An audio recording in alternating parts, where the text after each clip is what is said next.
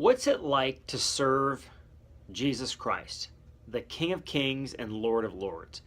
We learn about that in the Old Testament in 1 Kings chapter 9 and chapter 10. Look what the Bible says.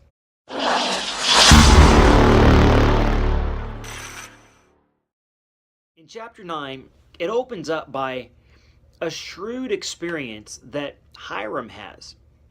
Solomon has taken wood from Hiram for 24 years, and he mortgaged that wood with 20 cities of Israel. Now, really, he shouldn't have been given away Israeli territory. That was decreed by God to be their inheritance forever and ever. But he mortgaged these cities, and they're in the northern region. Hiram wasn't so wise, didn't take the time to even go down and see these cities. So after this has all been paid, well, Hiram comes down, takes a look at him and says, these aren't cities, these are hamlets. They're small, they're worthless. That's what we agreed on. I told you what I was giving you. And Hiram goes, you got me. And he pays the money that Solomon had required. Kind of an experience of Solomon's shrewdness in business. In chapter 10, you have the Queen of Sheba showing up. And she's heard amazing things about Solomon. She wants to know, is any of this true? When she sees the wealth of his house, how he does things, asks him the hardest questions she can come up with, she says, I heard all this stuff. I thought, is any of it true? What I've learned is, I didn't hear half of the truth. I still haven't seen half the truth of how wise you are. And then she makes a statement that affects you and me today. She said, how happy your servants must be to serve such a wise king.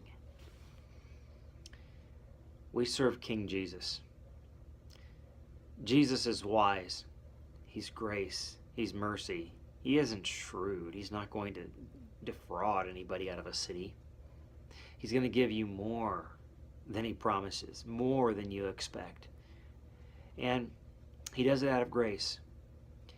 As you serve and follow the King of Kings, you're getting wisdom from him. And you're serving the wisest king ever. He has this plan for eternity that you and I cannot even fathom. We don't even understand what's going to be going on out there in eternity future. We don't get it. We're not even there yet. But we know that our wise king has a plan. And if we just obey him today, we're going to be where we need to be tomorrow and the next day and the next day. And he's going to be using us in part of his wise and amazing plan. Incredible. How happy we ought to be to serve Jesus today. Why don't we go throughout the day in that joy? 1 Corinthians 10:31. Whether therefore you eat or drink or whatever you do, do all to the glory of God. Let's do that today.